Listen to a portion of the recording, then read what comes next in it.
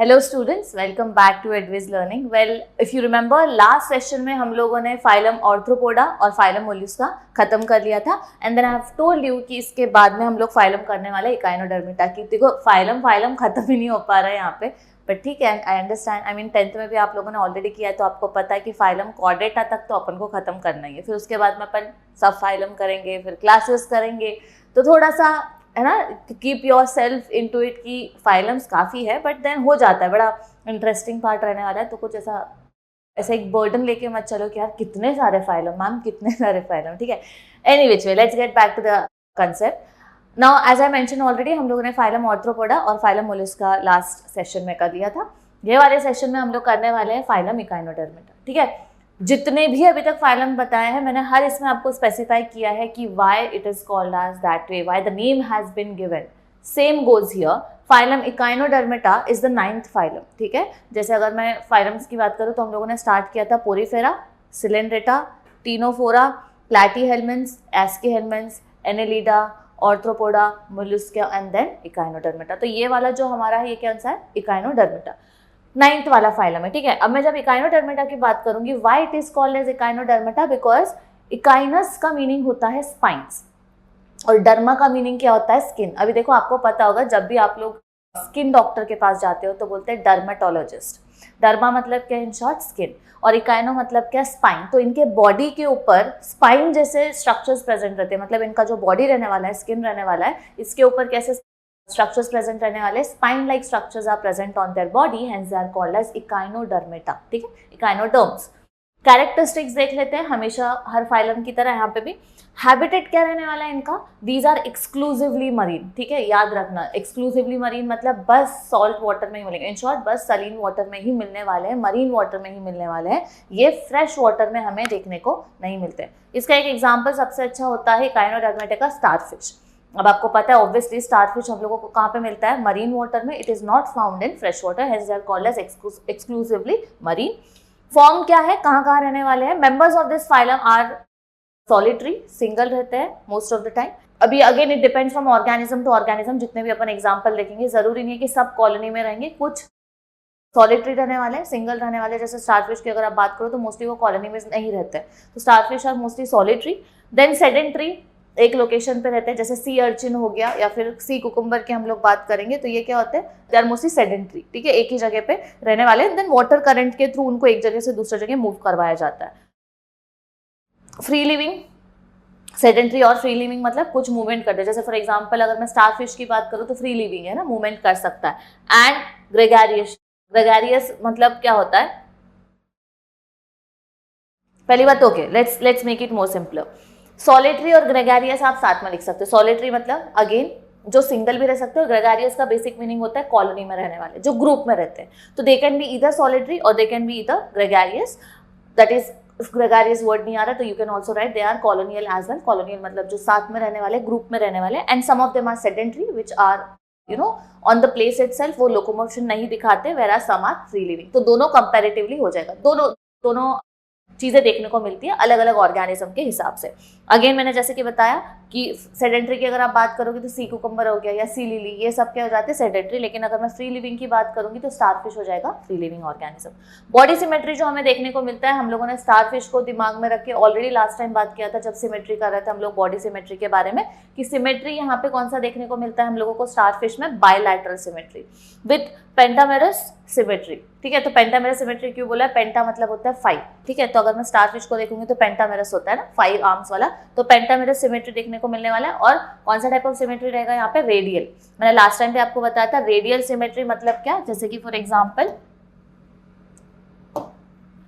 अगर ये स्टारफिश है, 5 आर्म्स रहने वाले,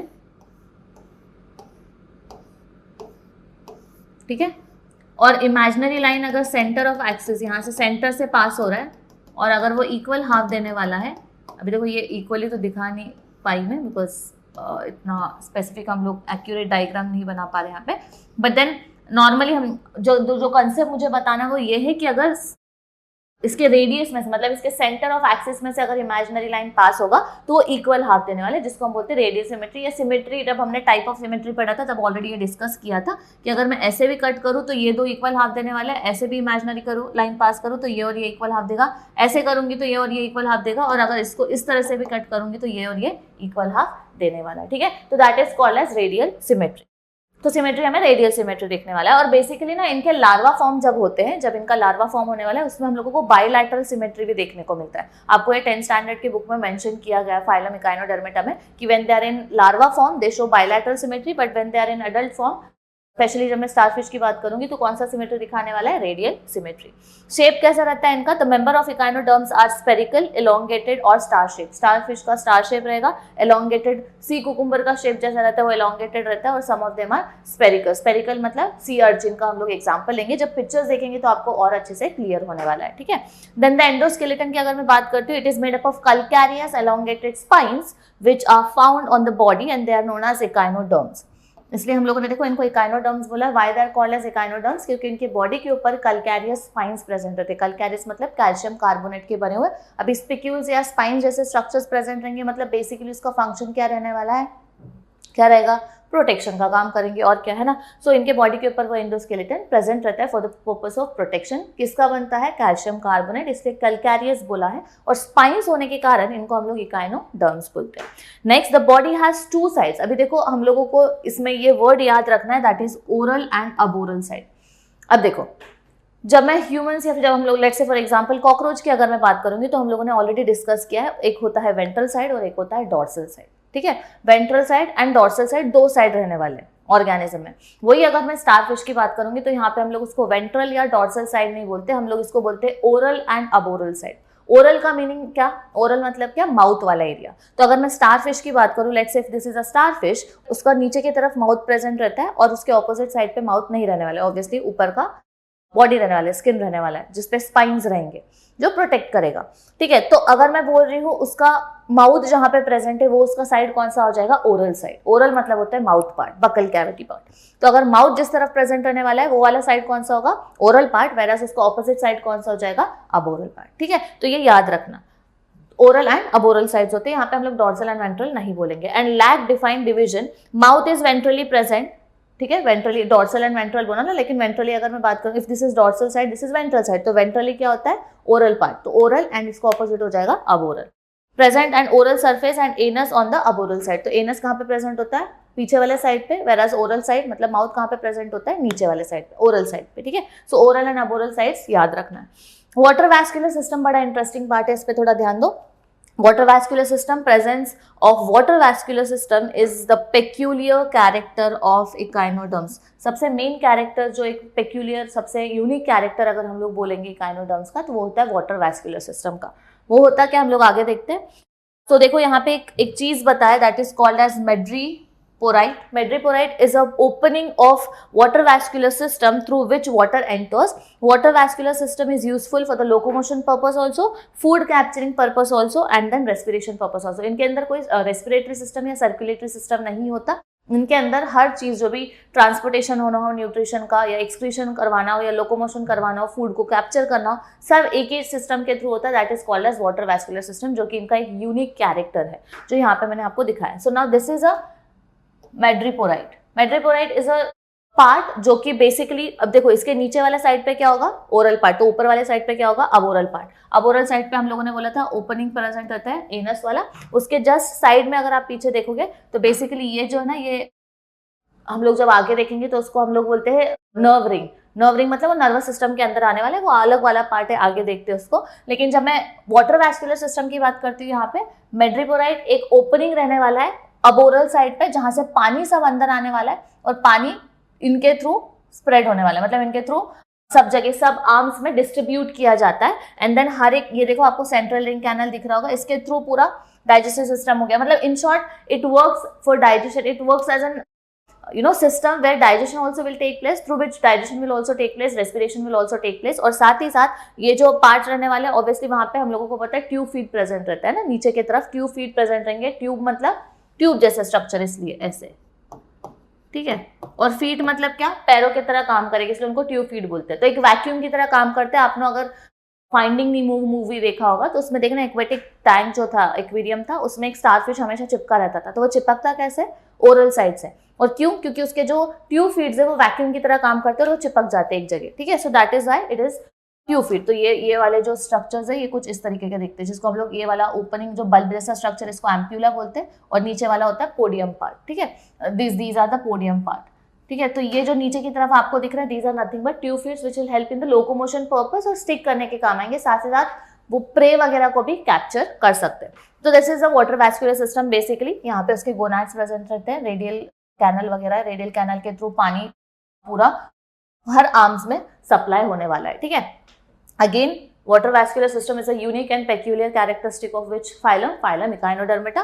They have on the arboreal side they have an opening called as metroporite. Metroporite के थ्रू सब पानी अंदर आने वाला है, एंड देन इसके थ्रू वो चैनल के थ्रू, रेडियल कैनल के थ्रू बेसिकली सप्लाई किया जाएगा हर एक आर्म में, एंड देन वहां से एक्सक्रीशन के थ्रू भी वो फ्लश आउट कर दिया जाता है, मतलब पानी इसके थ्रू निकाल भी दिया जाता है, और फिर वापस मेट्रोपोराइट के थ्रू पानी को लिया जाता है अंदर, क्योंकि एक्वेटिक ऑर्गेनिज्म में, मरीन ऑर्गेनिज्म है, तो पानी में रहने वाले, तो कॉन्स्टेंटली वाटर अंदर आते जाएगा और बाहर रिमूव कर दिया जाएगा। तो पूरा वाटर वैस्कुलर के सिस्टम के थ्रू ही यहाँ पे डाइजेशन वगैरह भी होता है, साथ ही साथ रेस्पिरेशन भी will take place, locomotion will take place, and everything will happen with the help of water vascular system. इसलिए बोला it is a peculiar character, एक इंटरेस्टिंग एंड यूनिक कैरेक्टर है, ठीक है। सो याद रखना है, this water vascular system is very important. Water किसके थ्रू आता है? एक ओपनिंग के थ्रू कॉल्ड एज मेट्रोपोराइट, ठीक है। आगे बढ़ते हैं। Digestive system is complete. यहाँ पे इनका प्रॉपर डाइजेस्टिव सिस्टम कंप्लीट होता है। कंप्लीट मतलब क्या? माउथ एंड एनस प्रेजेंट है ना। ये अगर मैं बात करूंगी तो ऐसा नहीं होने वाला है जैसे हाइड्रा की तरह नहीं होगा, mouth and anus same location पे ओपनिंग है, वैसा नहीं है, इनकम्प्लीट नहीं है। क्या है? कंप्लीट है digestive system. What do you mean by complete digestive system? कि mouth and anus are on different openings, दोनों अलग अलग जगह पे ओपन है। जैसे कि हमने बोला था ओरल पार्ट पे नीचे की तरफ क्या होगा? माउथ, वेयरएज अबोरल साइड पे क्या होने वाला है? एनस। तो डाइजेस्टिव सिस्टम कैसे होने वाला है यहाँ पे? कंप्लीट। नेक्स्ट आता है circulatory and excretory system. Absent in echinoderm. क्यों एब्सेंट है सर्कुलेटरी और एक्सक्रीटरी सिस्टम? बिकॉज हर जो भी फंक्शनिंग किया जा रहा है पूरा सिस्टम किसके थ्रू वर्क कर रहा है? पूरा it is happening because of water vascular system. मतलब on the absence of excretory and circulatory system which system is working here? Water vascular system. उसके थ्रू सब फंक्शंस होने वाले, ठीक है। नेक्स्ट आ जाता है रेस्पिरेशन की। अगर मैं बात करूं तो रेस्पिरेशन होता है पेरिस्टोमियल गिल्स के थ्रू, पैपिले के थ्रू या रेस्पिरेटरी ट्री के थ्रू। यहाँ पे मैंने आपको सी कुकुम्बर का एग्जांपल दिया जहाँ पे आपको रेस्पिरेटरी ट्रीज देखने को मिलेंगे। Now these tree like structures are nothing but respiratory trees. जो अभी मरीन वाटर ऑर्गेनिज्म है तो सी कुकुम्बर पानी के अंदर रहने वाला है, रेस्पिरेटरी ट्री के थ्रू वो क्या करता है? रेस्पिरेशन करता है। रेस्पिरेटरी ट्री क्यों बोला? बिकॉज ट्री लाइक स्ट्रक्चर्स है, ठीक है। This is a picture of sea cucumber, ठीक है। ये जो हमको ट्री लेके स्ट्रक्चर दिख रहा है ये सी कुकुम्बर में प्रेजेंट रहते हैं। बाकी के ऑर्गेनिज्म जो से सी लिली हो गया, सी अर्चिन हो गया, उनमें पेरिस्टोमियल गिल्स या पैपिले के थ्रू रेस्पिरेशन होने वाला है। नेक्स्ट आ जाता है nervous system. Nervous system is simple with a nerve ring around the mouth and radial nerve in the arm. ये वाला part, nerve ring around the mouth and then radial nerves in the arms, इसके through nervous system काम करता है, ठीक है। जैसे ये वाला, ये हो गया हमारा नर्व रिंग पार्ट जो माउथ एरिया के आजू बाजू प्रेजेंट रहता है, और हर एक आर्म में फिर रेडियल नर्व कॉर्ड्स की तरह सप्लाई होने वाला है, मतलब डिस्ट्रीब्यूट होने वाला है। तो ये हर एक नर्व में प्रेजेंट रहने वाला है। नाउ द एंड पार्ट अगर आप देखोगे तो that is called as eye spot. Basically eye spot का काम क्या होता है ना कि वो लाइट को एब्जॉर्ब करता है, and as a eye spot किसी कारण से बोला जाता है उसको कि वो लाइट को एब्जॉर्ब करके then it helps in the basically एक सेंस ऑर्गन की तरह काम करने वाला है, आईज की तरह, इसलिए उसको आई स्पॉट बोला है, जो हर एक आर्म के एंड में प्रेजेंट रहने वाले। मल्टीपल प्रेजेंट रहते हैं, अराउंड 200 तक भी हो सकते हैं आई स्पॉट, किसमें? स्टारफिश में, ठीक है। नेक्स्ट आ जाता है रिप्रोडक्शन एंड डेवलपमेंट। तो रिप्रोडक्शन एंड डेवलपमेंट की जब मैं बात करती हूँ तो यहाँ पे इकाइनोडर्म्स में सेक्सेस आर सेपरेट। मोस्टली जो सेक्सेस रहने वाले यूनिसेक्सुअल नेचर देखने को मिलता है यहाँ पे, मतलब मेल एंड फीमेल दोनों रिप्रोडक्टिव ऑर्गन्स दोनों अलग अलग बॉडीज में प्रेजेंट रहने वाले मोस्टली, ठीक है। Sexes are separate but sometimes they are bisexual as well, sometimes hermaphrodite nature भी देखने को मिल सकता है, मतलब दोनों भी जेंडर, दोनों भी रिप्रोडक्टिव ऑर्गन सेम बॉडी में प्रेजेंट रहने वाले और सेल्फ फर्टिलाइजेशन देखने को यहाँ पे मिलेगा, ठीक है। Fertilisation is external. एक्सटर्नल मतलब क्या? देन बॉडी के बाहर फर्टिलाइजेशन होने वाला है, इंटरनल फर्टिलाइजेशन यहाँ पे नहीं होगा, एक्सटर्नल होगा, एग लिए किए जाएंगे, मतलब फीमेल गैमेट रिलीज किया जाएगा, मेल गैमेट रिलीज किया जाएगा, एंड देन एक्सटर्नल फर्टिलाइजेशन होने के बाद लार्वा फॉर्म होके एडल्ट फॉर्म में बनता है। डेवलपमेंट इज इनडायरेक्ट, इनडायरेक्ट मतलब क्या, थ्रू द लार्वा स्टेज, जैसे कि मैंने बताया there are two type of development, मैंने लास्ट टाइम भी बताया था, डायरेक्ट एंड इनडायरेक्ट। इनडायरेक्ट का मीनिंग क्या होता है, जहां लार्वा स्टेज रहने वाला, लार्वा के बाद एडल्ट बनता है, और लार्वा और एडल्ट कंप्लीटली अलग अलग दिखते हैं, ठीक है। लार्वा के जो डिस्टिंक्ट कैरेक्टर्स रहेंगे वो कंप्लीटली अलग दिखने वाले हैं एडल्ट से, इनको बोलते हैं इनडायरेक्ट डेवलपमेंट। वरस डायरेक्ट डेवलपमेंट में क्या होता है, लार्वा स्टेज ही नहीं होता है, डायरेक्टली एग वगैरह से डायरेक्टली क्या बनने वाला है, एडल्ट फॉर्मेशन होता है। यहाँ पे लार्वा बीच में जो उनका लाइफ साइकिल है उसमें लार्वा फॉर्मेशन बनता ही नहीं है, इसको बोलते हैं डायरेक्ट डेवलपमेंट, डायरेक्टली हो रहा है। वरस इनडायरेक्ट मतलब क्या, यहाँ पे लार्वा फॉर्म होगा, लेकिन लार्वा फॉर्म होने के बाद भी, लार्वा का स्टेज होने के बाद भी वो लार्वा एडल्ट से कंप्लीटली डिफरेंट दिखने को मिलने वाला है, ठीक है। लास्ट वाला पॉइंट आ जाता है, they show high power of regeneration as well. जैसे फॉर एग्जांपल अगर एक स्टारफिश का ये वाला आर्म कट हो जाएगा तो वो रीजनरेट करके वो वाला आर्म को वापस बना सकता है। जैसे लिजार्ड का टेल रीजनरेशन एबिलिटी होता है कि टेल कट हो गया तो वो वापस पूरा टेल बना सकता है। सेम यहाँ पे अगर मैं स्टारफिश की बात करूंगी तो स्टारफिश क्या करने वाला है, अगर उसका एक आर्म अगर वहां से कट हो जाता है तो वो नया वहां पे आर्म को डेवलप कर सकता है, जिसको रीजनरेशन एबिलिटी बोलते हैं, ठीक है। लास्ट में कुछ एग्जाम्पल दे दिया है, सी लिली, सी स्टार, जिसको हम लोग स्टारफिश भी बोल सकते हैं, sea cucumber, brittle star and then sea urchin. These are certain examples of which phylum, phylum echinodermata. ये चार मैंने पिक्चर्स ऑलरेडी आपको दे दिए, इन चारों को भी याद रखोगे तो काफी है। बेसिक एग्जांपल है, स्टारफिश आपको सबको पता है, सबने देखा भी होगा, ठीक है। देन आता है सी अर्चिन, सी अर्चिन भी सब लोगों ने देखा होगा। ये कहीं कहीं जैसे अगर not in India but like in foreign countries as a delicacy भी इसको खाया जाता है। अब पूरा की पूरा वैसा ऑब्वियसली नहीं खाएंगे, स्पिक्यूल्स प्रेजेंट है ना बॉडी के ऊपर, कांटे हैं, जैसे कि हमने बताया था क्यों बोलते हैं इकाइनोडर्मेटा, क्योंकि देखो बॉडी के ऊपर स्पिक्यूल्स प्रेजेंट है तो प्रोटेक्शन का काम करेंगे, ठीक है। तो इनको मेनली क्या किया जाता है, पहले ब्रेक किया जाता है, ऊपर नट शेल की तरह होता है, ठीक है, तो ब्रेक करके देन उसके अंदर का जो पार्ट रहने वाला है ऑरेंज एग्स की तरह रहता है, ठीक है, वो खाते हैं मोस्टली। देन सी कुकुम्बर भी सेम एज अ डेलिकेसी खाया जाता है, sea lily is not edible and all, but then these things are edible, people do eat that and then as a delicacy in short, ठीक है। अब test वगैरह क्या है वो तो अपने को पता है नहीं, ठीक है। एनी विच वे आगे बढ़ते हैं, mostly but it is said that they are salty in taste and they have this aquatic वाला सी फूड वाला टेस्ट, बिकॉज ऑब्वियसली पानी के अंदर है। एंड देन सॉल्टी क्यों होगा, ऑब्वियसली क्योंकि मरीन ऑर्गेनिज्म है तो वो कंटिन्यूसली सॉल्ट के अंदर रहने वाले, सॉल्ट के कॉन्टैक्ट में, तो उनका टेस्ट वैसा हो सकता है। So this is all about Echinodermata, I hope it is very very simple. Echinodermata again वो याद रखना है, हर एक फाइलम में ना सबसे पहला पॉइंट आपको यही लिखना है, उनको वो क्यों बोला जाता है। इकाइनो का वर्ड लिखोगे आप, मीनिंग इकाइनो मतलब स्पाइन्स, एंड देन डर्मेटा का मीनिंग होता है स्किन। स्किन के ऊपर क्या प्रेजेंट रहने वाले, spicules, I mean spines present रहेंगे which are made up of calcium carbonate, that is calcareous shell, और किसका काम करेंगे, प्रोटेक्शन का। तो एक दो पॉइंट तो वहीं बन जाता है, और फिर उसके बाद में आप एग्जाम्पल्स के साथ और उनका कौन सा सिमेट्री दिख रहा है, क्या है क्या नहीं है, कैसे कैरेक्टर्स है, कौन सा टाइप का रिप्रोडक्शन होता है, डेवलपमेंट कैसा है, कॉलोनी में रहते हैं कि सॉलिटरी रहते हैं, ये सब आप एग्जाम्पल्स सब कैरेक्टर्स एक के बाद एक लिख सकते हो। लेकिन सबसे पहले आपको यही पॉइंट को एक्सप्लेन करना रहेगा, दिस पॉइंट, मतलब you have to write it, ठीक है। आगे बढ़ते हैं, नेक्स्ट फाइलम आ जाता है 10th phylum called as Hemichordata, ठीक है। अब ये हमारा 10th फाइलम है, इसके बाद में हेमिकॉर्डेटा के बाद में क्या आने वाला है, कॉर्डेटा, और फिर उसमें हम लोग सब फाइलम्स पढ़ेंगे। तो ये याद रखना, this is the 10th phylum called as hemichordata. Hemi मतलब होता है अगेन हाफ, सेमी या हेमी का मीनिंग होता है हाफ, एंड कॉर्डेटा का मीनिंग होता है रॉड। रॉड मतलब बेसिकली नोटोकॉर्ड, ठीक है। अब कैरेक्टरिस्टिक्स की अगर मैं बात करूं हेमिकॉर्डेटा की, तो क्या क्या देखने को मिलता है। पहली बात तो हैबिटेट की बात करते हैं कि रहते कहाँ पे। तो hemichordates are exclusively again marine organisms, marine animals, usually living at the bottom of the sea in burrows. ये रहते कहाँ पे, बॉटम ऑफ द सी में रहते हैं और बोरोज में रहते हैं, होल करके रहते हैं। अब इसका एक इंटरेस्टिंग पार्ट सुनो, जैसे कि मैंने बताया 10th में ऑलरेडी आपने पढ़ा है हेमिकॉर्डेटा के बारे में भी, तो आपको फटाक से एक चीज याद आना चाहिए, हेमिकॉर्डेटा मतलब कौन सा, बेलानोग्लॉसस। बेलानोग्लॉसस को अगर देखा है तो आपने देखा होगा उसका हेड वाला पार्ट जो रहता है ना, जिसको प्रोबोसिस पार्ट बोलते हैं। प्रोबोसिस मोस्टली कैसा रहने वाला है, इट इज पॉइंटेड, ठीक है। प्रोबोसिस कैसा रहता है, पॉइंटेड रहता है। और पॉइंटेड क्यों रहना चाहिए, बिकॉज ऑब्वियसली ये कहाँ पे रहते हैं, सरफेस पे रहते हैं, ओशन के नीचे, on the bottom of the sea रहने वाले हैं पानी के, तो बॉटम पे रहेंगे तो ऑब्वियसली वहां पे सैंड रहने वाला है, और सैंड रहेगा तो बोरो करने के लिए, बोरोइंग एनिमल्स है ना, होल करके बोरोज में रहते हैं, तो बोरोइंग करने के लिए उनके पास हाथ वगैरह तो है नहीं, right, they don't have hands और arms to burrow it, basically hole बनाने के लिए, तो उनके पास कुछ और ऑर्गन तो होना चाहिए तभी जाके वो होल करके रह सकते हैं इजिली, तो इसलिए उनका जो प्रोबोसिस पार्ट है वो कैसा रहने वाला है, पॉइंटेड रहता है। और आपने 10th में ये भी पढ़ा है, तो these are also called as acorn worms. Acorn worms मतलब बेसिकली उनका हेड वाला पार्ट कॉर्न के शेप में होता है, कॉर्न की तरह, तो इसलिए उनको अकॉर्न वॉर्म्स भी बोला जाता है, पॉइंटेड रहता है हेड, प्रोपोसिस वाला पार्ट, ठीक है।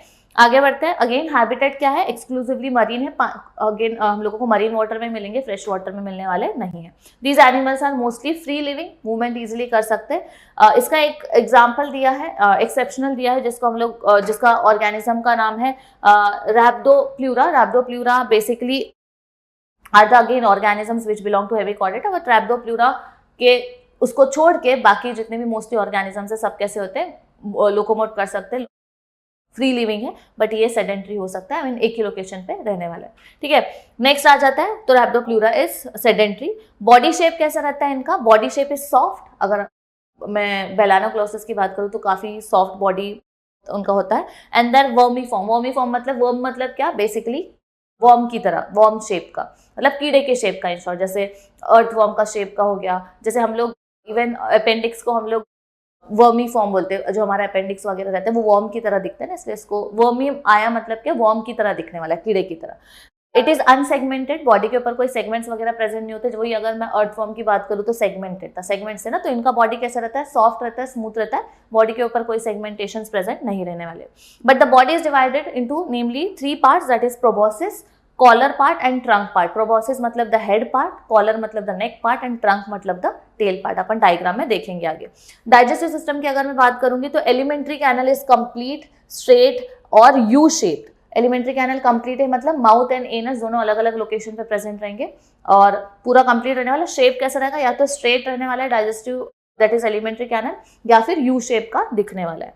रेस्पिरेशन की अगर मैं बात करूं तो respiration is bought by numerous gills, इनके इधर ना बहुत सारे न्यूमरस अरेंज रहते हैं, जैसे फेरेंजियल गिल स्लिट्स हम लोग आगे देखेंगे। सो लॉन्जिट्यूडनल रोज के ऐसे फेरेंजियल रीजन में क्या प्रेजेंट रहने वाले, बहुत सारे न्यूमरस गिल्स। अभी ऑब्वियसली एक्वेटिक ऑर्गेनिज्म है तो उनके पास गिल्स ही रहने वाला है फॉर द रेस्पिरेशन पर्पस, ठीक है। तो और गिल्स कैसे रहते हैं, ओपन रहते हैं, गिल स्लिट्स की तरह। गिल स्लिट्स मतलब क्या, कट्स।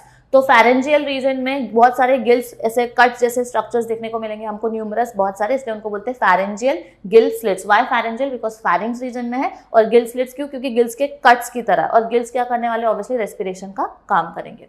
सर्कुलेशन कैसा होता है, circulation is simple and open type of circulation. Blood vessels में से भी उनका जो ब्लड है वो फ्लो नहीं होने वाला है, ओपन सर्कुलेटरी सिस्टम देखने को मिलने वाला है, जैसे हमने कॉकरोच में देखा था। एक्सक्रीशन किसके थ्रू होता है, it takes place with the help of glomerulus. तो ग्लोमेरुलस अपन ने excretion and osmoregulation chapter में देखा है, आप लोग भी जब आप एक्सक्रीशन ऑस्मो रेगुलेशन चैप्टर पढ़ोगे तो आपको और क्लियर हो जाएगा कि ग्लोमेरुलस होता क्या है। ग्लोमेरुलस बेसिकली एक कप जैसा स्ट्रक्चर रहता है ग्लोमेरुलस, इसलिए उसको मतलब वो नाम दिया गया। तो जब हम लोग हमारी ह्यूमंस की भी बात करते हैं तो जो किडनी है हमारा, किडनी बेसिकली बनता है कौन से सेल से, नेफ्रॉन से। तो नेफ्रॉन्स का जो स्ट्रक्चर रहने वाला है, बोमन्स कैप्सूल वगैरह, वो वाला पूरा मैल्फिगियन बॉडी टाइप, उसमें कैसा आता है, कप लाइक स्ट्रक्चर रहता है जिसको बोलते हैं ग्लोमेरुलस। तो उसके थ्रू वहां पे क्या होने वाला है, एक्सक्रीशन विल टेक प्लेस यहाँ पे। तो same when you talk about phylum Hemichordata, उनमें भी हम लोगों को ग्लोमेरुलस के थ्रू एक्सक्रीशन देखने को मिलता है। बॉडी के बाहर वेस्ट प्रोडक्ट उसके थ्रू एलिमिनेट कर दिया जाएगा। नेक्स्ट आता है nervous system. Nervous system is embedded in epidermis और on the dorsal as well as on the ventral side. Epidermis मतलब ऊपर वाले पार्ट में, एकदम एपिडर्मिस एंड डर्मिस आता है ना, तो एकदम ऊपर वाले पार्ट में उनका नर्वस सिस्टम प्रेजेंट रहता है। डॉर्सल और वेंट्रल साइड बोथ वेज में नर्वस सिस्टम प्रेजेंट रहने वाला है। रिप्रोडक्शन किसके थ्रू होता है, sexes are separate. Again reproduction में अगर आप लोग बेलानोग्लोसस को देखो तो उसमें मेल कंप्लीटली डिफरेंट दिखता है, फीमेल कंप्लीटली डिफरेंट दिखता है, but sometimes they are also hermaphrodite. जैसे सेम जो अपन ने पहले इकाइनोडर्मिटा देखा, some are unisexual, some are hermaphrodite, same यहाँ पे भी देखने को मिलेगा। Fertilization is external and development is indirect through free swimming larva. इसमें भी लार्वा स्टेज देखने को मिलता है, इसलिए इनको बोला है इनडायरेक्ट डेवलपमेंट देखने को मिलेगा, डायरेक्ट नहीं। फ्री स्विमिंग लार्वा है, लार्वा स्विम करते रहते हैं, then they convert into the adult form later on eventually. और फर्टिलाइजेशन कैसे होने वाला है, एक्सटर्नल, बॉडी के बाहर फर्टिलाइजेशन विल टेक प्लेस।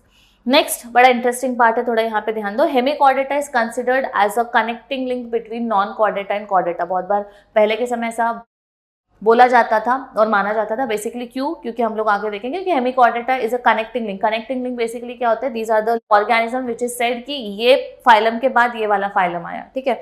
तो मतलब दोनों के कैरेक्टर्स देखने के वाले। कनेक्टिंग लिंक मतलब एक ब्रिज की तरह काम करता है। जो ब्रिज क्या करता है? एक जगह को दूसरे जगह से कनेक्ट करता है। सेम ये इनकी तरह काम करते हैं। कनेक्टिंग लिंक मतलब आपने 10th में भी वापस ये चीज पढ़ी है कि अगर मैं बोल रही हूँ जिसमें दोनों के कैरेक्टर्स दिखने वाले, जैसे डक बिल प्लैटिपस आपने पढ़ा होगा, है ना, लंग फिश आपने पढ़ा होगा, तो दो अलग अलग फाइलम के जो कैरेक्टर्स दिखा रहे हैं, दो अलग अलग क्लासेस के जो कैरेक्टर्स दिखाते हैं एक ही बॉडी में, उनको हम लोग बोलते हैं कनेक्टिंग लिंक। हेमिकॉर्डेटा को कनेक्टिंग लिंक माना जाता था नॉन कॉर्डेटा और कॉर्डेटा के बीच का। कॉर्डेटा और नॉन कॉर्डेटा में डिफरेंशिएशन है, हम लोग आगे देखेंगे। और hemichordata was earlier considered as a sub phylum of chordata because sub phylum माना जाता था किसका? कॉर्डेटा का। अभी एक्चुअली सब फाइलम क्या है कॉर्डेटा के? यूरोकॉर्डेटा, सिफेलोकॉर्डेटा और वर्टिब्रेटा, 3 है। लेकिन पहले हेमिकॉर्डेटा को फाइलम नहीं माना जाता था, सब फाइलम माना जाता था किसका?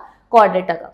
अगर इसको मैं और सिंप्लीफाई करने की कोशिश करूं तभी आपको थोड़ा समझेगा। सी अभी तक अपन जो पढ़ रहे हैं वो सब क्या है? फाइलम्स है, ठीक है। उसमें से अगर मैं अभी हेमिकॉर्डेटा की जब मैं बात करी तो ये भी एक तरीके का फाइलम है ना। सब फाइलम है क्या? वो नहीं, इट इज अ फाइलम। वो ही अगर पहले के समय, इसलिए देखो उन्होंने बोला है कि earlier it was considered that Hemichordata को एज अ सब फाइलम माना जाता था, ठीक है, पहले अर्लियर, ठीक है। क्यों माना जाता था? हम लोग अगर रीजंस देखेंगे, सब फाइलम किसका सब फाइलम माना जाता था? Under Chordata. लेकिन बेसिकली अभी अगर मैं कॉर्डेटा की बात करूं तो कॉर्डेटा के अंदर कितने सब फाइलम आते हैं? 3, यूरोकॉर्डेटा, सिफेलोकॉर्डेटा एंड वर्टिब्रेटा।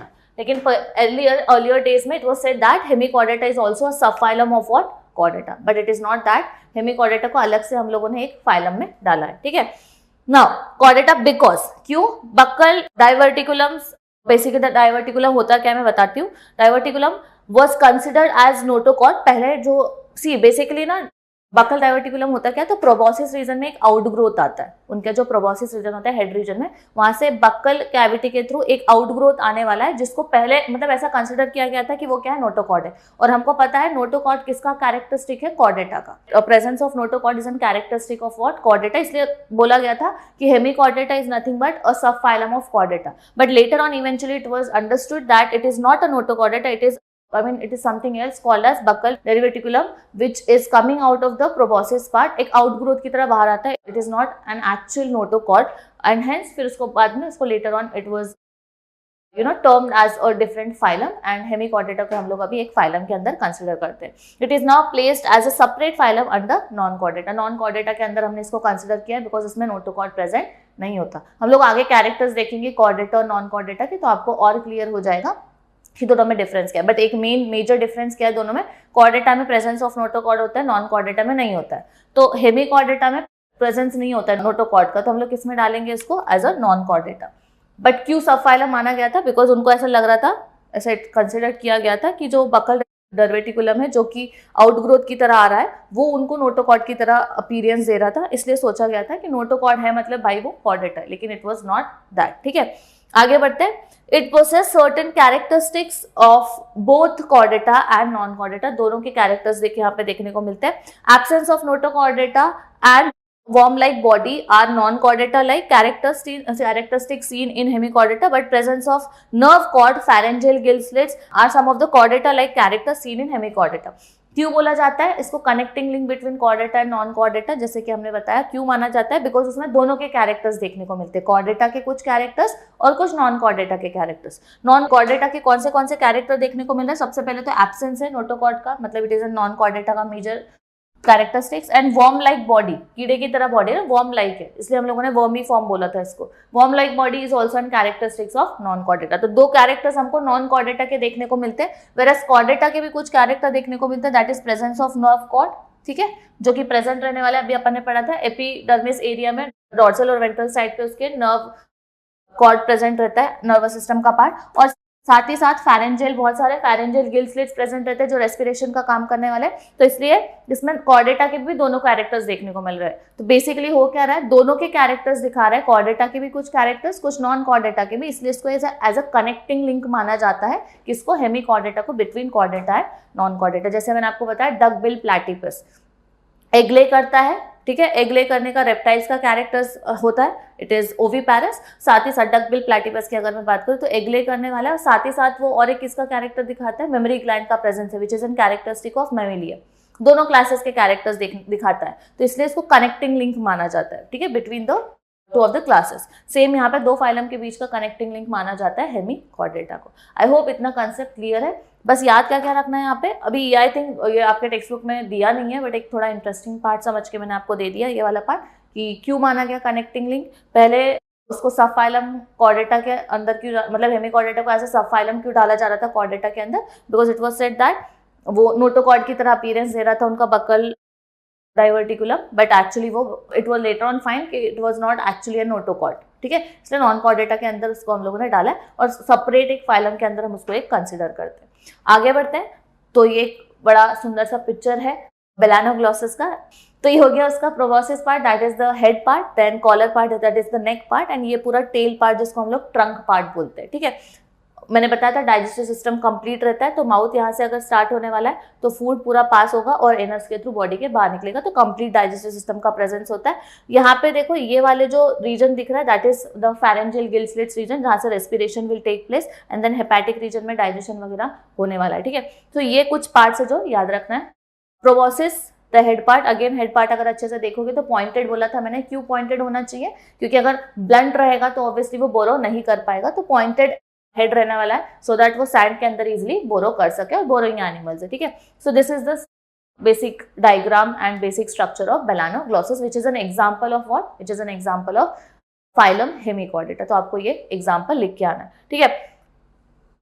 इसके बाद हम लोग नेक्स्ट सेशन में बेसिकली देखने वाले हैं difference between Chordata and non Chordata, जो मैंने आपको बताया, और फिर उसके बाद में कॉर्डेटा और नॉन कॉर्डेटा के बाद और हम लोग बेसिक क्लासेस वगैरह पे थोड़ा सा डिस्कस करेंगे। लेकिन नॉन कॉर्डेटा और कॉर्डेटा में हम लोग कॉर्डेटा के सब फाइलम्स भी करने वाले हैं। नॉन कॉर्डेटा के बारे में इतना डिस्कशन नहीं होगा, लेकिन कॉर्डेटा के सब फाइलम डिस्कशन होगा, और फिर उसके बाद में हम लोग 6 क्लासेस के बारे में डिस्कस करने वाले हैं। आज के लिए इतना हम लोग स्टॉप करते हैं। आई होप इतना क्लियर हो गया होगा, थोड़ा कंसेप्ट ज़्यादा फास्ट नहीं जा रहा होगा। आपको एक एक फाइलम को लेके थोड़ा अच्छे से कंसेप्ट्स को क्लियर करना है। कंसेप्ट्स तो होपफुली क्लियर हो ही गए होंगे, लेकिन कैरेक्टर्स को अभी याद रखने की कोशिश करना है, और डिफरेंशिएशन देखते जाओ कि कैसे कैसे डिफरेंशिएशन देखने को मिल रहा है, और साथ ही साथ मॉडिफिकेशन क्या क्या देखने को मिल रहा है, मतलब कैसे अपडेट होते जा रही है चीज़, है ना। जो चीज़ें एक टाइम पे प्रेजेंट नहीं थी वो कैसे अभी प्रेजेंस हम लोगों को दिखने लगे बॉडी के अंदर ऑर्गेनिज्म के। साथ ही साथ आपको एग्जाम्पल्स को भी थोड़ा याद रखना है, ठीक है। एक छोटा सा एक गो थ्रू कर लेते हैं हम लोग अभी तक जो एक डिवीजन की तरह जो हम लोगों ने आज डिस्कस किया।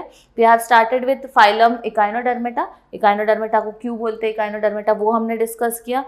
हम लोगों ने देखा कौन सा टाइप ऑफ सिमेट्री देखने को मिलता है, हैबिटेट क्या है उनका, शेप कैसा रहने वाला है, उनके बॉडी के ऊपर स्पाइन्स का काम क्या होता है, प्रोटेक्शन का काम होता है, वाटर वैस्कुलर सिस्टम कैसे एक पेक्यूलर कैरेक्टरिस्टिक्स है इकाइनोडर्मेटा को और किसके लिए वो हेल्प करता है, ये सब हमने देखा। फिर हमने देखा एक ओपनिंग प्रेजेंट रहता है अबोरल साइड पे, जिसको हम लोग बोलते हैं मेड्रियोपोराइट। बेसिकली वो क्या करता है, वाटर को अंदर लेने वाला है एंड देन पूरे बॉडी में वो सप्लाई करेगा हर एक आर्म में, ठीक है।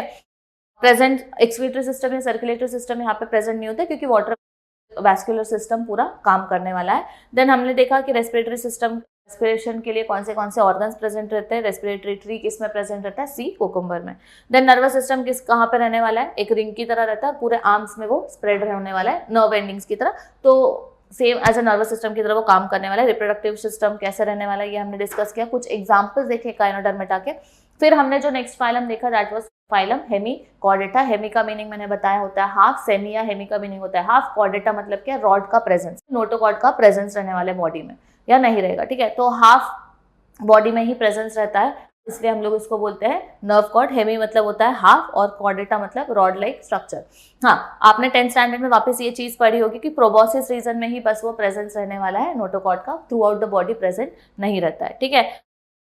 देन आ जाता है प्रेजेंस ऑफ नर्व कॉर्ड, वही हमने डिस्कस किया, और नोटोकॉर्ड एब्सेंट रहने वाला है। तो यहाँ पे हम लोगों ने इकाइनोडर्मेटा के कुछ एग्जांपल्स देखे एंड देन उसके बाद में हम लोगों ने देखा फाइलम हेमीकॉर्डेटा। हेमी मतलब मैंने क्या बोला था, हाफ। हेमी मतलब होता है हाफ, सेमी मतलब होता है हाफ, और कॉर्डेटा मतलब क्या, रॉड। तो हाफ बॉडी में ही प्रेजेंस रहता है नर्व कॉर्ड का, throughout the body present नहीं रहने वाला है। और आपने 10th स्टैंडर्ड में ये भी देखा होगा कि बस प्रोबॉसिस रीजन में प्रेजेंस रहने वाला है नर्व कॉर्ड का, थ्रू आउट द बॉडी नहीं रहता है, इसलिए उसको बोलते हैं hemichordata. Throughout the body present नहीं रहेगा नर्व कॉर्ड, याद रखना। और नोटोकॉर्ड तो ऑब्वियसली एब्सेंट है, इसको हम लोगों ने नॉन कॉर्डेटा के अंदर कंसिडर किया है। बॉडी कैसे रहता है, मतलब पूरा बॉडी कितने पार्ट्स में डिवाइड हुआ है, proboscis, collar part and then trunk part. और फिर हम लोगों ने देखा कनेक्टिंग लिंक क्यों बोला गया इसको कॉर्डेटा और नॉन कॉर्डेटा के बीच का। आज के लिए इतना काफी है। नेक्स्ट जो हम लोग स्टार्ट करेंगे वो again as I have already mention कि हम लोग कॉर्डेटा के 3 सब फाइलम्स देखेंगे और फिर उसके बाद में हम लोग क्लासेस के बारे में भी डिस्कस करने वाले हैं। आई होप इतना समझा होगा सबको, और नहीं समझा है तो प्लीज एक बार जाके वापस रिपीट देखो सो दैट आपको और क्लियर होते जाए कंसेप्ट। Thank you everyone.